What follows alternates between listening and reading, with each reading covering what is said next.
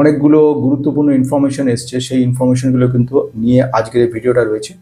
ভিডিওর প্রথমে যে ইনফরমেশন রয়েছে, রিফেক্স ইন্ডাস্ট্রিজ আরও বিপদ ঘনীভূত হচ্ছে। দ্বিতীয়ত ব্যাপার রয়েছে, সেখানে অনেকগুলো নেগেটিভ নিউজ একসঙ্গে এসছে, অর্থাৎ কালকে পরিস্থিতি আরও খারাপের দিকে যাবে। দ্বিতীয়ত ঘটনার দিকে যাব, সেটা হচ্ছে কিন্তু রেলওয়ে সেক্টরের একটা স্টককে নিয়ে কথা বলবো, অনেকে রিকোয়েস্ট করছিল অনেকবার ধরে।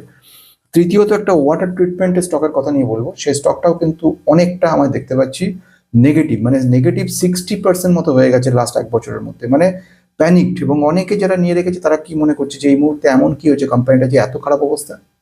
করার আগে, this video is only for education purpose, no buy sell recommended. Before investing please consult yourself for your advisor, past return current current future performances. সবথেকে গুরুত্বপূর্ণ পয়েন্টের দিকে, রিফেক্স ইন্ডাস্ট্রিজকে নিয়ে বেশ কিছু গুরুত্বপূর্ণ খবর এসছে, এবং এই মুহূর্তে যে খবরটা এসছে সেই খবরটা এখন আমি তোমাদের দেওয়ার চেষ্টা করছি। খবরটা যেটা এসছে সেটা হচ্ছে সিএমডি অর্থাৎ চেয়ারম্যান অ্যান্ড ম্যানেজিং ডাইরেক্টর যিনি রয়েছেন অনিল জৈন, এনার ওপরে কিন্তু বিরাট বড় একটা অ্যালিগেশন এসছে। এবং অ্যালিগেশন যেটা এসছে সেটা কিন্তু খুব সাংঘাতিক। সেটা বলা হচ্ছে ইনসাইডার ট্রেডিং করেছে উনি।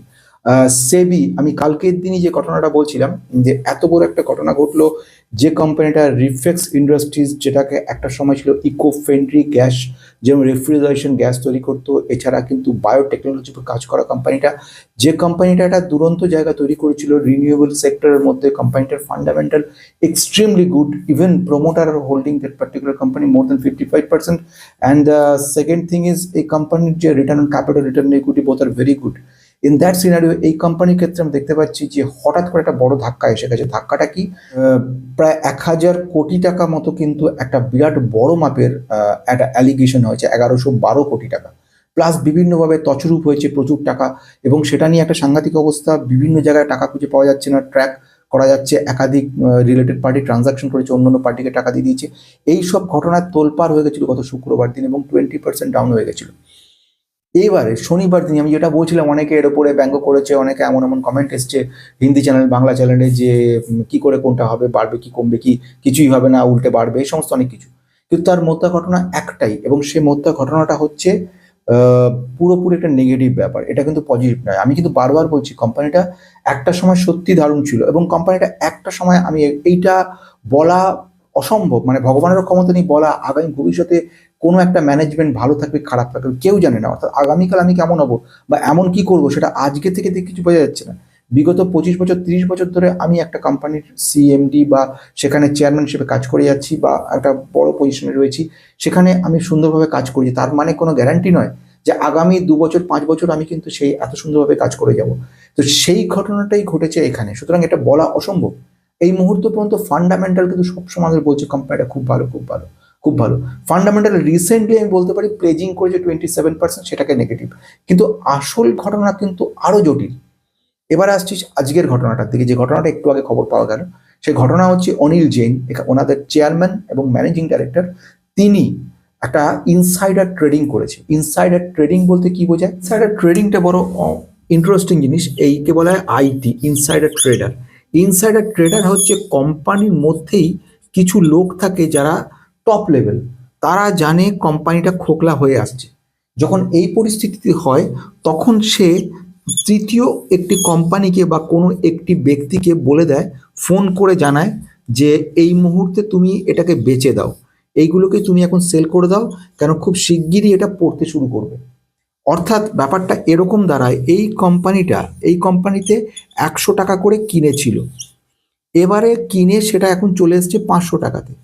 এইবারে এই ভদ্রলোক ইনসাইডার ভিতরে যিনি রয়ে গেছেন, তিনি একটা কল দিলেন এনার কাছে, এবং সেই কলটা দিলেন এবং সেখানে উনি বললেন যে ভাই, আগামী দিন অর্থাৎ বৃহস্পতিবার থেকে কিন্তু ইনকাম ট্যাক্স রেট হতে চলেছে, এবং এটা খুব খারাপ অবস্থা, এবং অনেক জায়গাতে ঝাড় খাবে, কোম্পানিটা পড়ে যাবে স্টক। সেটা শুনে এই 100 টাকা থেকে 500 টাকা ওটা কোম্পানির সব কটা স্টেককে, কয়েক লক্ষ শেয়ারকে মুহূর্তে বেচে দেয়। এই খবরটা সেবি, আমি আগের দিন বলছিলাম সেবি ইন্সপেকশন হবে, এবং ইন্সপেকশন হয়েছে। ইন্সপেকশনের পরে রিপোর্টটা এসছে, রিপোর্টে সেবি যেটা ধরেছে সেটা হচ্ছে সিটিডি ধরেছে। সিটিডি কথার অর্থ হচ্ছে কল ডেট রেকর্ড। এই কল ডেট রেকর্ডের মধ্যে কিন্তু, বা সিডিআর, এই রেকর্ডের মধ্যে কিন্তু দেখা গেছে এদের মধ্যে, অর্থাৎ অনিল জৈনের সঙ্গে কমলেশ জৈন বলে আরেকজন বড় এমডি রয়েছেন, তাদের মধ্যে কথা হয়েছে, এবং এই কথাটা ফোনের রেকর্ডিংটা কিন্তু তোলা হয়েছে, এবং সেখানে স্পষ্ট ভাষায় অনিল জৈন কিন্তু জানিয়ে দিচ্ছে যে তুমি এই মুহূর্তে সেল করে দাও, কিন্তু আগামী দিন আসছে খারাপ দিন কোম্পানি। এই যে ইনসাইডার ইনফরমেশনগুলো কনভে করে দিচ্ছে, ইনসাইডার ইনফরমেশনগুলো জানিয়ে দিচ্ছে, এর ফলে এইখানে প্রভূত লাভ হয়েছে এবং সেবি থেকে এটা ট্র্যাক করেছে। এতগুলো মানে অ্যালিগেশনের সঙ্গে নতুন করে আজকে অ্যালিগেশনটা যুক্ত হয়েছে, যেখানে স্পষ্টভাবে বলে দেওয়া হচ্ছে যে কোম্পানিতে অনিল জৈন অনেক খবর জানতেন এবং অনিল জৈন সেই খবরগুলো জেনে সেগুলো পাস করে দেয় নিজের পরিচিত আত্মীয় স্বজনের কাছে, এবং যার ফলে এরা কিন্তু এই ট্রেড নিয়ে সঙ্গে সঙ্গে সেল আউট করতে পারে। এটা আরেকটা নতুন, এবং এর ফলে 12.33 লাখ টাকা মতো কিন্তু এদের একটা গেইন হয়েছে। এবং বলে সেবি সেটা মনে করে অনিল জৈনের ওপরে কিন্তু 10 লক্ষ টাকার একটা পেনাল্টি চার্জ করেছে। পেনাল্টি চার্জটা কিছুই না, অতি সামান্য টাকা। কোটি কোটির ব্যবসা, কোটি কোটি যখন তছরূপ চলছে, হাজার হাজার কোটি টাকার তছরূপ হচ্ছে, অ্যাকাউন্টিং এর ঠিকঠাক মতো দেখানো নেই, এবং এইগুলো হয়ে চলেছে। প্রশ্নচিহ্ন এখানে থাকছে সেটা সবচেয়ে বড়, সেটা হচ্ছে এই ঘটনাটা কিন্তু আরেকটা জিনিস আমাদেরকে দেখিয়ে দিল। আমি প্রথমে বলতে চাইছি কোম্পানিটা ফ্রড কিনা সেটা এখনো পর্যন্ত প্রমাণিত হয়নি, এর জন্য কাজ চলছে।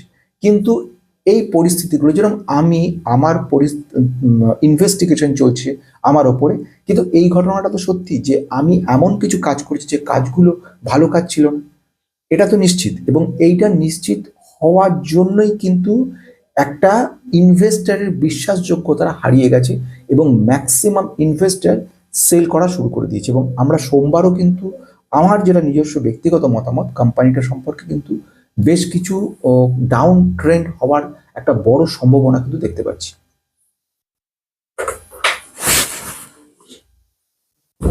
এবার আসবো সেকেন্ড ইন্টারেস্টিং পয়েন্টের দিকে। আমরা কোথায় যাব? Second point, railway sector.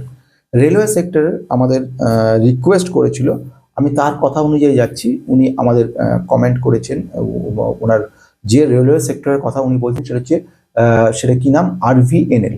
এই RVNL এর রিকোয়েস্ট উনি করেছেন, এবং রেলওয়ে বিকাশ নিগম লিমিটেড। ওনার বক্তব্য স্টকটা প্রচুর পড়ে গেছে, এবং সত্যি কথা বলতে কি স্টকটা আমাদের 45% 50% মতো ডাউন হয়ে গেছে। মানে আমি যেটা দেখলাম লাস্ট এক বছরের মধ্যে 33% ডাউন হয়েছে, আর ম্যাক্সিমাম থেকে শুরু করলে প্রায় 50% মতো ডাউন হয়েছে।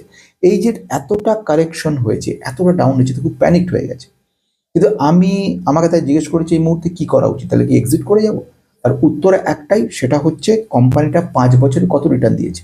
5 বছরে 1200% রিটার্ন দিয়েছে। তার মানে 1200% রিটার্ন দিয়েছে 5 বছরে যে কোম্পানিটা, সে কোম্পানিটা 1-2 বছর আমাদেরকে কারেকশন মোডে থাকতেই পারে। এটা কিন্তু ধৈর্যের পরীক্ষা। এটা গেল একটা সাইড, কমন সাইকোলজিক্যাল পয়েন্ট। আসল পয়েন্ট এবার আসছি, বিজনেস পয়েন্ট অফ ভিউ। কোম্পানিটা কি কাজ করছে? রেলওয়ে ইনফ্রাস্ট্রাকচারের ইলেকট্রিফিকেশন, রেল লাইন পাতার কাজকর্মগুলো, ছোট লাইন থেকে বড় লাইনে ট্রান্সফার করা, এই সমস্ত কাজগুলো কিন্তু কোম্পানিটা করছে। রিনোভেশন করছে, যে সমস্ত প্ল্যাটফর্মগুলোর মধ্যে কাজ করছে, মোটমাট ইনফ্রাস্ট্রাকচারের ব্যাপারে কোম্পানিটা কাজ করছে। আমি RVNL যেহেতু কনসেন্ট্রেশন করেছি, RVNLকে বলবো, RVNL অর্ডার বুক কত টাকার জানা আছে? RVNL ভবিষ্যৎ কি জানা আছে? RVNL কিন্তু যেখানে রেল লাইন পাতা হবে, প্রথম ডাক পড়বে কিন্তু আমাদের এই কোম্পানিটার, RVNL এর। এবং এই কোম্পানিটার ইলেকট্রিফিকেশনের কাজকর্ম যত এগোচ্ছে, সারা ভারত জুড়ে কাজ চলছে, 65,000 কিলোমিটার রেল লাইন পাতার কাজ চলছে। শুধু এখানে না, ইস্ট ওয়েস্ট করিডোর যেটা হচ্ছে, ইউরোপের সঙ্গে ইন্ডিয়ার যোগাযোগ হবে রেল মারফত, সেই জায়গার জন্য কিন্তু বিরাট মাপের একটা কাজ চলছে। সৌদি আরব থেকেও কিন্তু RVNLকে বড় মাপের অর্ডার এসছে, সেখানকার রেল লাইন পাতার কাজে কিন্তু এটা কাজ করছে। একটা বিরাট বড় কিন্তু কাজ নিয়ে রয়েছে কোম্পানি, 90,000 কোটি কিন্তু এদের অর্ডার বুক রয়ে গেছে। কোম্পানিটার যদি বলি এই মুহূর্তে প্রেজেন্ট কিছু অর্ডার এসছে, যেরকম 9 কোটি টাকা 9.6 crore এসছে, সেটা এসছে ইস্ট কোস্ট রেলওয়ে থেকে। কিন্তু এটাই বড় কথা না যে একটা অর্ডার এলো বলে, প্রতিদিন যদি ভালো করে খবর নেন দেখবেন প্রচুর অর্ডারই এসে চলেছে, কুচকাজ করে অর্ডার এদের মানে প্রচুর অর্ডার রয়েছে, এবং একমাত্র মনোপলিস্টিক ব্যবসা, একে ছাড়া আর কাউকে দিয়ে কাজ হবে না। সো ন্যাচারালি এটা চলবে আগামী দিন। এবারে রেলওয়ে সেক্টরে যারা যারা আপনারা ইনভেস্ট করে রেখেছেন, তাদের উদ্দেশ্যে একটাই কথা, ধৈর্য ধরতে হবে এই মার্কেটে। সে ব্যাংকে যা ইন্টারেস্ট দিচ্ছে তার থেকে রিটার্ন বেশি দিচ্ছে কিনা সেটা দেখতে হবে। আর এসব তো ঠিক আছে, মানছি, তার থেকে বড় কথা, আমায় 2 বছর 4 বছরে আমি এখান থেকে কিচ্ছু পাবো না। একটা সময় রেলওয়ে সেক্টর যদি আগের দিকে লক্ষ্য করেন, দেখবেন এমন একটা সময় ছিল রেলওয়ে সেক্টর এইরকম ফ্ল্যাট মুভ করছে, কখনো এরকম চলছে। এই যে জায়গাটুকু আপনারা দেখছেন, এই জায়গাটুকু 5 বছর 6 বছর আমরা ধরে রেখেছিলাম। কিচ্ছু হয়নি, তারপরে হঠাৎ করে এখান থেকে জাম্প করে এতটা উঠে গেল। এবারে এই যে এতটা উঠে গেল, 5 বছর যদি আপনারা হিসেব করেন, তার মধ্যে 2 বছর এখানে কেটেছে, 3 বছর এখানে কেটেছে, 3 2 5 বছরে 1200% দিয়ে বসে আছে। তাহলে এইখানে যদি চলে যায় যে কোম্পানিটার, সে কোম্পানি এবার তো সে বিশ্রাম নেবে, এবার তাকে তো আপনাকে এইরকম একটা অবস্থা তার তো চলবে। এই একটা ফ্ল্যাট অবস্থার মধ্যে আপনি যদি আউট হয়ে যান, এর পরে যে জাম্পটা নেবে সেই জাম্পটার থেকে বাইরে বেরিয়ে যাবেন। যদি আপনি লং টার্ম মারান, যে শর্ট টার্ম হয়ে থাকেন তাহলে আলাদা কথা, তাহলে এক্সিট করে যাওয়াটাই ভালো, কেন ওরকম চমৎকার সবসময় দেখাবে না। রেলওয়ে সেক্টর একটা বিরাট লং টার্ম ব্যাপার, বছরের পর বছরের ব্যাপার। যখন আপনি জন্মাননি তখন রেলওয়ে সেক্টর ছিল, যেদিন আপনি থাকবেন না পৃথিবীতে সেদিনও রেলওয়ে সেক্টর থাকবে। সুতরাং এটা তো কন্টিনিউ চলবে, সুতরাং এর ক্ষেত্রে রাখা মানে আপনাকে এরকম দুশ্চিন্তাগ্রস্ত হলে চলবে না। এইগুলো অন্য সেক্টর, এই সেক্টরের তেমন মান নেই। সেক্টরটা পড়বে, কিছুটা পড়ে যাবে, 30%, 40, 50% কারেকশন দেখবেন, এই কারেকশনে দেখতে পারবেন। কিন্তু তারপরে আবার যখন জাম্প করবে তখন 100%, 200% জাম্প করবে, যেটা আপনার 50%কে রিকভারি করে 100% প্রফিট করে দেবে। হয়ে যাচ্ছে রেলওয়ে সেক্টরে এটা একটা কিন্তু ওয়াটার ট্রিটমেন্টের ব্যাপারে। ওয়াটার ট্রিটমেন্টের ব্যাপারে যে কথাটা বলেছে সেটা হচ্ছে সুকান্ত। সুকান্ত পোর্টফোলিও অ্যানালিসিস করে দিয়েছিলাম, ওর মধ্যেও একটা কোম্পানিকে রেখেছিল, কোম্পানিটার নাম হচ্ছে প্রাজ ইন্ডাস্ট্রিজ।